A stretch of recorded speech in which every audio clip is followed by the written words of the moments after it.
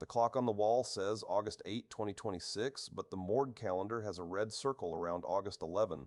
That is Patch Tuesday, the day the city sends its digital dead down the chute and asks the coroner to give every wound a name.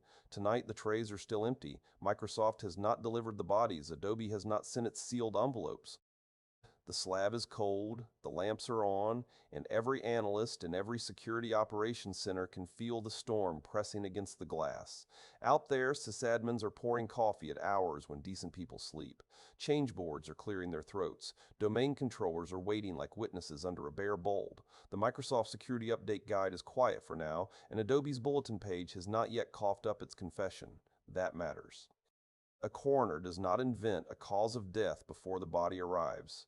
A detective does not pin a murder on a shadow. So tonight, this is a pre-autopsy report, a readiness brief from the basement delivered before the August 2026 case files hit the table. As of August 8, 2026, the official August 2026 Patch Tuesday releases from Microsoft and Adobe have not been published. Microsoft's release is expected Tuesday, August 11, 2026, usually around 10:30 a.m. Pacific, 1:30 p.m. Eastern, and 17:30 UTC, give or take the usual daylight and server room drift. Adobe often moves on the same day, though it has been known to slip a note under the door before or after the main procession. That means the body count is not known. There is no defensible total for Microsoft vulnerabilities, no honest split between critical, important, moderate, and low. No verified tally of remote code execution, elevation of privilege, information disclosure, denial of service, spoofing, or security feature bypass. Adobe's side of the ledger is just as quiet. No Acrobat count, no Commerce count, no ColdFusion count, no CVEs score sitting in black ink on an official form. Anyone who tells you the full August 2026 numbers today is reading tea leaves over a chalk outline. Still, the absence of a body does not mean the absence of danger. It means the investigation has not reached the public record. When the files open, defenders should pull the Microsoft Security Update Guide, the MSRC blog, and the Security Update Guide API. Adobe's Security Bulletins and Advisories page should be watched with the same kind of patience a detective gives a back alley door at midnight. The first hour matters. The first hour tells you whether you have a routine burial or a massacre. There are no August 2026 headliner CVEs to name yet. Not without forging evidence, and Jack Cipher does not plant fingerprints.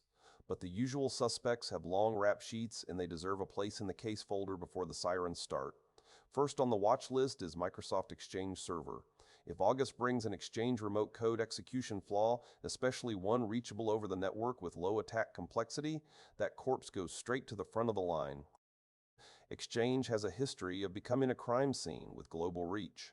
An unauthenticated or low-privilege RCE in Exchange can let an attacker execute code on a mail server, read mailboxes, plant web shells, move laterally, and use the server's trusted position as a skeleton key. If Microsoft marks any Exchange flaw as critical, network attack vector, low complexity, and exploitation more likely, treat it like a smoking gun on an internet facing more likely, treat it like a smoking gun on an internet-facing host. Next is SharePoint Server, another big house with too many doors and too many secrets. A critical SharePoint RCE or authentication bypass would be more than a local disturbance. It could expose collaboration portals, document stores, service accounts, and internal workflows. Many SharePoint deployments sit where the outside world can knock, and some answer too politely. Watch for flaws involving deserialization, unsafe file handling, improper authentication, or privilege confusion.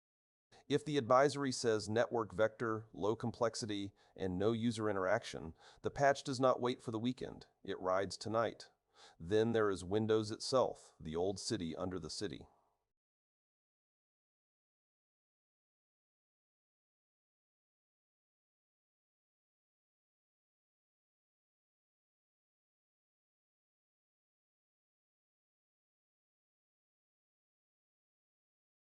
Pay special attention to the Windows TCP IP stack, Windows routing and remote access services, Windows message queuing, and pragmatic general multicast.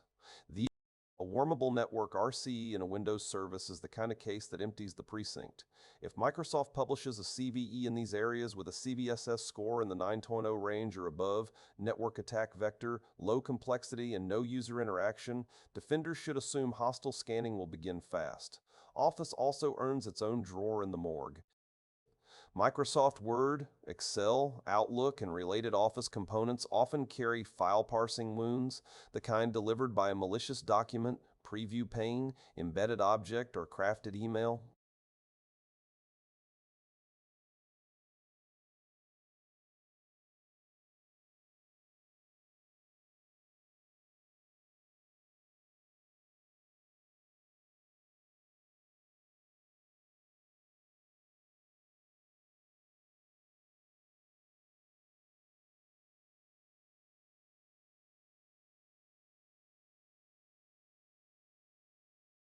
The Adobe table has its own familiar victims.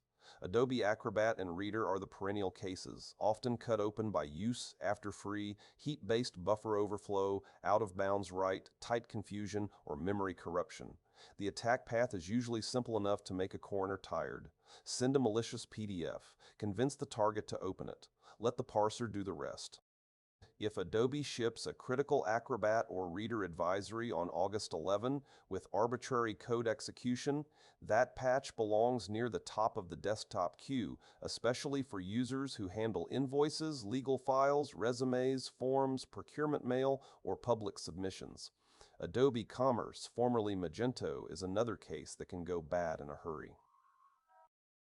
A critical flaw involving authentication bypass, remote code execution, SQL injection, improper authorization, or stored cross-site scripting is not just an application bug. It is a possible route to card theft, account takeover, web shell placement, and brand damage before breakfast. If Commerce appears in the August Adobe Bulletin, do not bury it under workstation patch cycles. Treat it like a storefront with the front door kicked in. ColdFusion deserves the same grim attention. It has been targeted in real incidents before, and when it bleeds, it often bleeds from server-side wounds.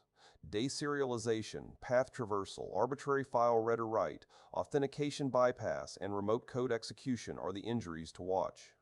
ColdFusion systems can be old, exposed, and forgotten, which is how attackers like them. If Adobe lists ColdFusion in August with critical severity, emergency triage should begin immediately. Inventory first, patch fast, and look for signs of compromise if the system was exposed to the internet.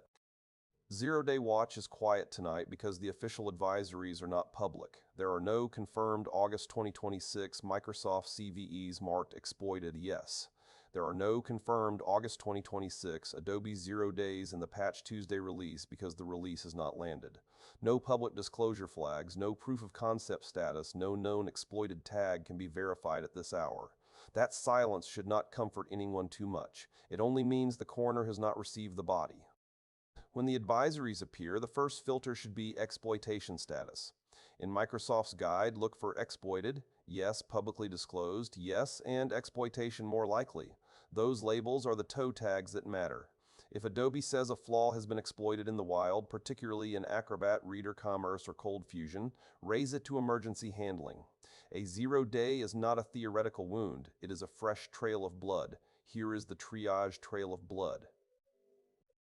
On day 0, August 11, pull the Microsoft Security Update Guide data as soon as it appears.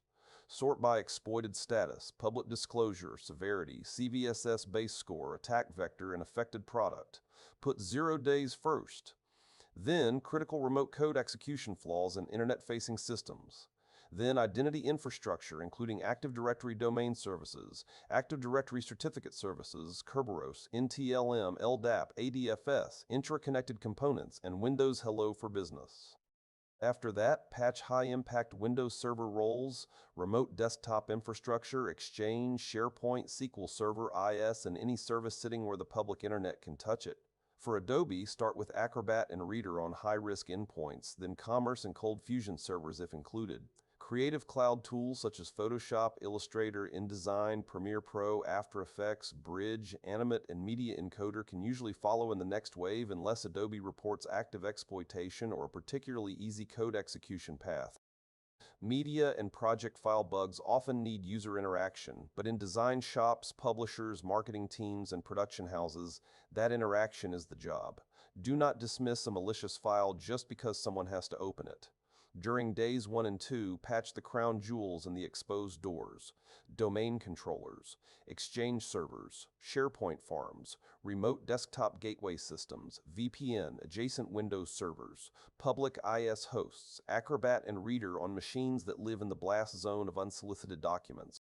If a patch cannot be applied at once, document the reason and apply vendor mitigations where available. Disable vulnerable services if business allows. Restrict access with firewall rules. Remove public exposure where possible. Increase logging. Hunt for indicators. A delay without a mitigation is just a confession waiting to be written. From day 3 through day 7, move through the broader estate. Windows clients, Windows servers, Office installations, Adobe Creative Cloud applications, developer workstations, and privileged admin workstations all need their turn on the slab. Admin machines deserve special care.